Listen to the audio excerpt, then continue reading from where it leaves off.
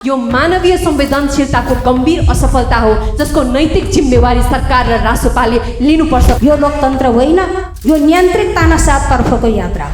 संविधान मिच्ने सरकारको कुनै औचित्य हुन्छ र?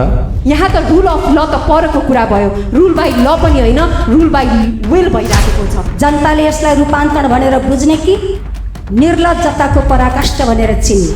लिपुलेकमा भारतले नाका खोलेर चलाइरहँदा किन मौन छ यो सरकार? काठमाडौँमा 48 घण्टामा कोठा सार्न सकिन्छ? काठमाडौँका कति घरपेटीले सुकुम्बासीलाई घर भाडामा दिन सक्छन्? दुईटा नजिकको शक्तिशाली सरकार आखिर सदनसँग किन डराएको छ? शक्ति पृथकीकरणको सिद्धान्तको धज्जी उडाएको छ। न्यायपालिकाको प्रमुख को हुने भन्ने कुरा विधिले होइन, प्रधानमन्त्रीको तजविजले निर्धारण गर्ने जुन खतरनाक भाष्य सिर्जना गरिँदैछ। यसपालिको बजेट राष्ट्रिय बजेट हो कि राष्ट्रिय स्वतन्त्र पार्टीको बजेट हो?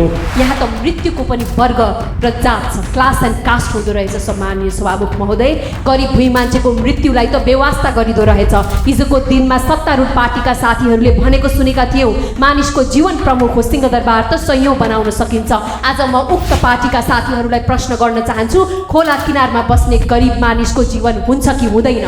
विदेशी ऋण लिनमा विश्वकीर्तिमान राख्ने जस्तो देखिन्छ यो सरकारले। के नयाँ सोच भनेको संसदलाई पन्छाएर कार्यपालिकाको स्वेच्छाचारिता शासन लाद्ने सोच हो?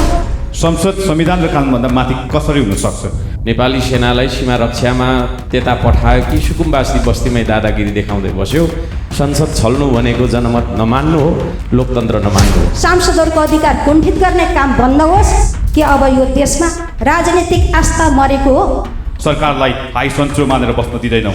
सुकुम्बासी बस्तीको व्यवस्थापन पक्कै पनि जरुरी विषय थियो, तर उक्त बस्ती तहस नहस गरेपछि मात्रै राष्ट्रिय स्वतन्त्र पार्टीले आफ्नै सरकारलाई आग्रह गर्यो, बिन्ती बिसायो र भन्यो अब डोजर रोकियोस्, अवैध संरचना बाहेक अन्य ठाउँमा अब डोजर चलाइने छैन।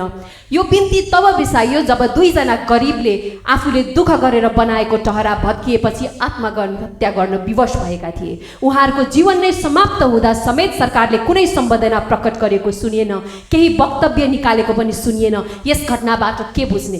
यसले स्पष्ट रूपमा यो सरकार सामान्य भुइँ मान्छेहरूबाट कति टाढा रहेछ भन्ने कुरा जनाउँछ कि जनाउँदैन?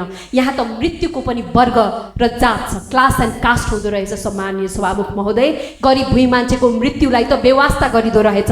हिजोको दिनमा सत्तारूढ पार्टीका साथीहरूले भनेको सुनेका थियौँ, मानिसको जीवन प्रमुख हो, सिंहदरबार त संयौं बनाउन सकिन्छ। आज म उक्त पार्टीका साथीहरूलाई प्रश्न गर्न चाहन्छु, खोला किनारमा बस्ने गरिब मानिसको जीवन हुन्छ कि हुँदैन? हामीले भन्दै आएका थियौँ विस्थापन अगाडि उचित व्यवस्थापन गर्नुपर्छ, त्यही बेला हामीलाई आलोचित गरियो, तर सत्तापक्षका साथीहरू आज भन्दै हुनुहुन्छ अब थप विस्थापन अगाडि नै उहाँहरूको लगत सङ्कलन गरिनुपर्छ। हामीले हिजो आलोचित हुँदै भनेका कुरा र आज उहाँहरूले भनेको कुरामा के फरक भयो त?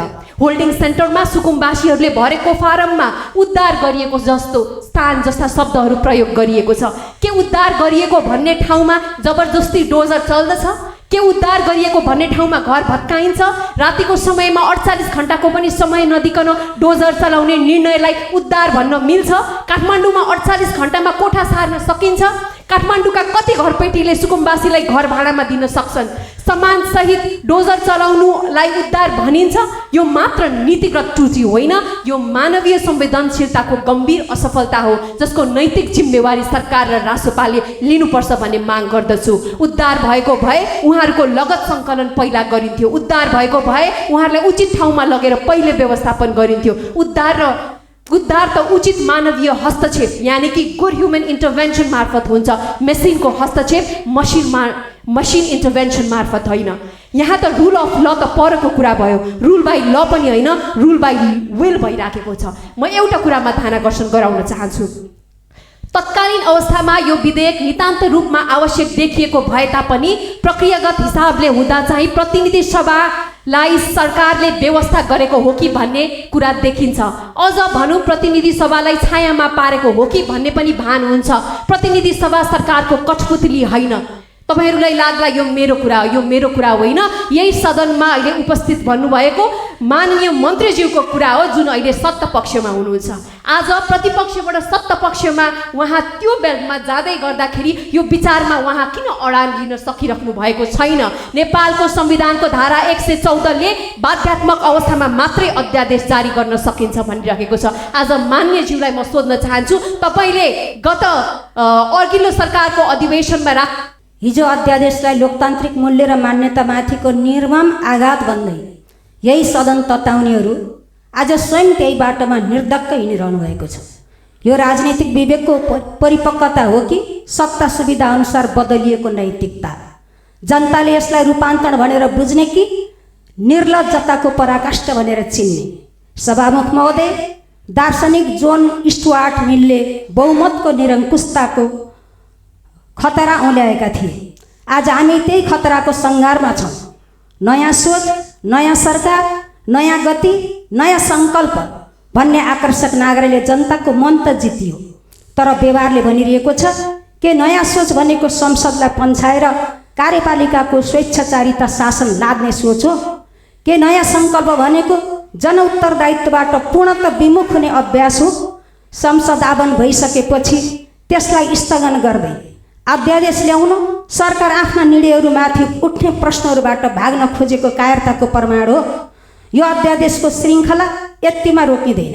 अध्यादेशको कार्यान्वयनसँगै प्रधान न्यायाधीश नियुक्तिको सिफारिस जसरी गरियो त्यसले इतिहासमै पहिलो पटक स्थापित मान्यतालाई खण्डित गरेको छ। शक्ति पृथकीकरणको सिद्धान्तको धज्जी उडाएको छ। न्यायपालिकाको प्रमुख को हुने भन्ने कुरा विधिले होइन, प्रधानमन्त्रीको तजविजले निर्धारण गर्ने जुन खतरनाक भाष्य सिर्जना गरिँदैछ, त्यसैले स्वतन्त्र न्यायपालिकाको घाँटी निमट्ने काम पनि गरेको छ। सभामुख महोदय, लोकतन्त्रको प्राण भनेको नागरिकको सङ्गठित हुन पाउने अधिकार, तर राजनीतिक आस्थालाई बन्देज गर्ने गरी जसरी विद्यार्थी सङ्गठन र कर्मचारी ट्रेड युनियन खारेजी जस्ता विषयहरू अध्यादेश मार्फत ल्याइँदैछन्, यसले सरकारको नियतमाथि गम्भीर प्रश्न उठाएको छ। के अब यो देशमा राजनीतिक आस्था मरेको हो? के अब राजनीतिक दल सम्बन्धी अध्यादेश ल्याएर दलहरूलाई नै सङ्कुचित र नियन्त्रण गर्ने दुस्साहस हुँदैछ? यो लोकतन्त्र होइन, यो नियन्त्रित तानाशाहतर्फको यात्रा हो। सभामुख महोदय, म सरकारलाई स्मरण गराउन चाहन्छु, लोकतन्त्रमा सरकार शक्तिशाली हुन सक्छ, तर सार्वभौम संसदभन्दा माथि कहिल्यै हुन सक्दैन। सत्ताको उन्माद क्षणिक हुन सक्छ, तर संसदीय मर्यादा र विधिको शासन स्थायी हुनुपर्छ।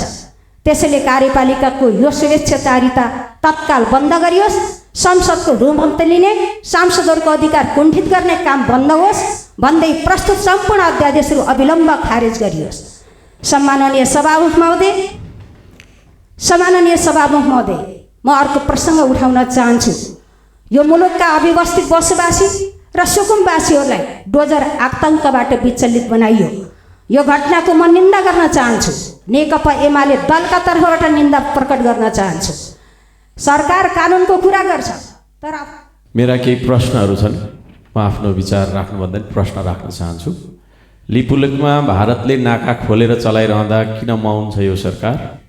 किन कूटनैतिक वार्ता गर्न सकेन? हस्ताक्षर बिनाको कूटनैतिक चिलकेटो नोटको भरमा किन चुप्पी साँधेर लुकेर बसेको छ यो सरकार?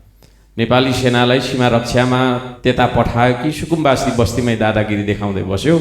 सीमा बनाउन नसक्नु, सीमा बचाउन नसक्नु, तर सेनाको दुरुपयोग गरेर आफ्नै गरिब जनताको बस्तीमा आतङ्क फैलाउनुको कारण के हो? त्यसको उत्तर चाहिन्छ हामीलाई। आज देश अभिभावकविहीन बन्न पुगेको छ।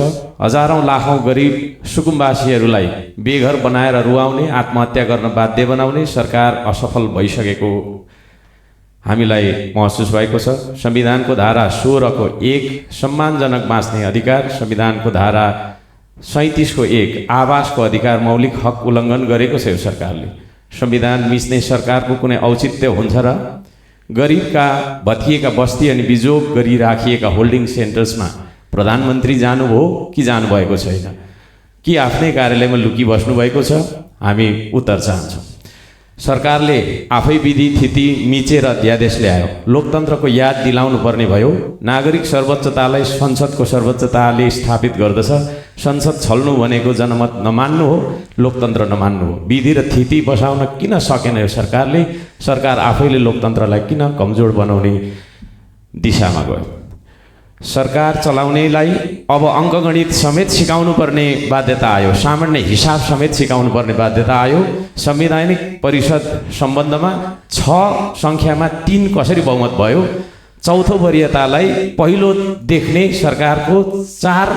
सरकारलाई 4 पहिले आउँछ कि 1 पहिले आउँछ भनेर सिकाउनु पर्ने भयो। विदेशी ऋण लिनमा विश्वकृतिमान राख्ने जस्तो देखिन्छ यो सरकारले। बिना योजना विदेशी ऋण ल्याउने सरकारले पछि आफैले व्यक्तिगत रूपमा ऋण तिर्ने हो कि आम जनताले तिर्ने हो? ऋणको प्रस्ताव संसदमा पेश गरेर घनीभूत छलफल गर्नुपर्छ कि पर्दैन? सांसदहरू मार्फत सम्पूर्ण नेपालीलाई औचित्य पुष्टि गरेर बुझाउनु पर्छ कि पर्दैन? बजेट बनाउँदा प्रतिपक्षी दलहरूसँग छलफल गर्नुपर्छ कि पर्दैन? कि एकलौटी स्वेच्छाचारी बनेर बजेट ल्याउने हो? के यो सरकार र सरकारमा बस्नेहरूको गोजीको पैसा हो यो? राज्यको ढुकुटी भए प्रतिपक्षसँग सल्लाह गरेर छलफल गरेर सबैतिरका जनताको सेवा सुविधा सम्बोधन गर्ने गरी बजेट बनाउनु पर्ने होइन र? यसपालिको बजेट राष्ट्रिय बजेट हो कि राष्ट्रिय स्वतन्त्र पार्टीको बजेट हो? यो कुराको उत्तर हामीलाई चाहिन्छ। 100 रुपियाँको सामान ल्याउँदा भान्सार तिराउने सरकारले स्वदेशी उत्पादन बढाउने नीति के कस्तो अख्तियार गरेको छ? कि जनतालाई भोकै मार्ने चाल मात्रै हो यो? रातभरि नाकाबाट लागु औषध तस्करी हुन्छ भन्ने खबर आएको छ त्यतातिर। प्रतिनिधि सभा न्यायालय मस्यौदा समितिमा मैले कतिपय विषयमा फरक मत जाहेर गरेको थिएँ, तर बहुमतले त्यसलाई सुनेन। न्यायालयको नियम 2047 को उपनियम 3 मा भ्रष्टाचार मुद्दामा संसदलाई विशेष छुट दिने प्रयत्न किन? संसद संविधान र कानुनभन्दा माथि कसरी हुन सक्छ? म स्पष्ट भन्न चाहन्छु, इलामका जनताले मलाई बेदाग प्रतिनिधिका रूपमा यहाँ पठाएका हुन्। म दाग बोकेर फर्कन चाहन्न। त्यसैले नियमावलीको विवादित प्रावधानहरू भ्रष्टाचार निवारण ऐन 2059 को दफा 33(1) अख्तियार दुरुपयोग अनुसन्धान आयोग ऐन 2048 को दफा 17 सँग बाँझिएका छन्। यति मात्र होइन सभामुख महोदय, संसदीय समिति र सांसदहरूको हकमा प्रचलित अन्य कानुनहरूले छुनै नसकिने हामी यति सुप्रिम कसरी हुन सक्छौँ? नियम 259 मा विशेष कानुन सरह लागू हुन्छ भनिएको छ। नियमावली कसरी विशेष कानुन हुन्छ? नियमावली प्रतिनिधि सभा सदस्यको विशेष अधिकार हुने पनि देखिएको छ। यसमा हाम्रो आपत्ति छ। यो लोकतान्त्रिक मूल्य र विधिको शासन विपरीत छ। यो नियमलाई टेबल नगरेर पुनः समितिमा फिर्ता पठाइयोस्। पर्याप्त छलफल, सहमति र पुनर्लेखनपछि मात्र सदनमा ल्याइयोस्। सभामुख महोदय, 2/3 नजिकको शक्तिशाली सरकार आखिर सदनसँग किन डराएको छ?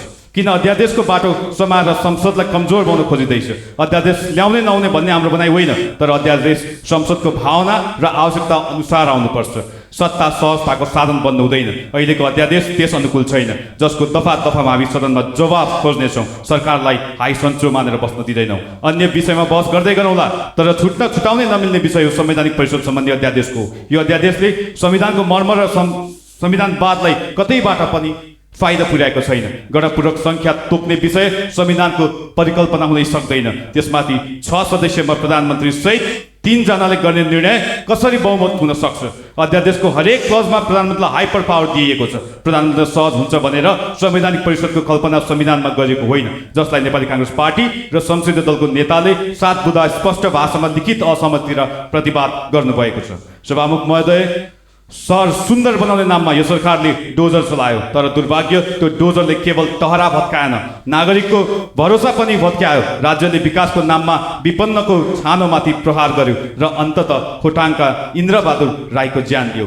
के राज्य यति कठोर हुन सक्छ कि नागरिकको पीडाभन्दा संरचनाको नक्सा ठुलो देखियोस्? के निमुखाको जीवन यति सस्तो भयो कि डोजरका आवाजले उसको चित्कार दबियोस्? सभामुख महोदय, यो सरकारको अमानवीय व्यवहारको अर्को पीडादायी उदाहरण हुन् 20 वर्षीय अञ्जली महतो। घर भत्काउँदा उनी 2 ज्यूकी थिइन्। केही दिनदेखि सुत्केरी भइन्, तर राज्यले मातृत्वको सम्मान गरेन, संवेदनाको कदर गरेन। सुरक्षित आवास दिनुपर्ने सरकारले चिसो कोठामा कोचिदियो। नेपालको संविधानको धारा 38, धारा 36, धारा 40, धारा 42ले मौलिक हकको प्रत्याभूत गरेको छ। म सरकारलाई सोध्न चाहन्छु, के यो सरकार संविधानभन्दा माथि हो? मत चल्ने बेला विपन्न नागरिक मतदाता हुने, तर पीडामा पर्दा उनीहरूलाई राज्यले नचिन्ने, यो कुन प्राकृतिक नियमको सिद्धान्त हो? सभामुख महोदय, भूमिहीनको समस्या समाधान गर्नुपर्छ भन्नेमा नेपाली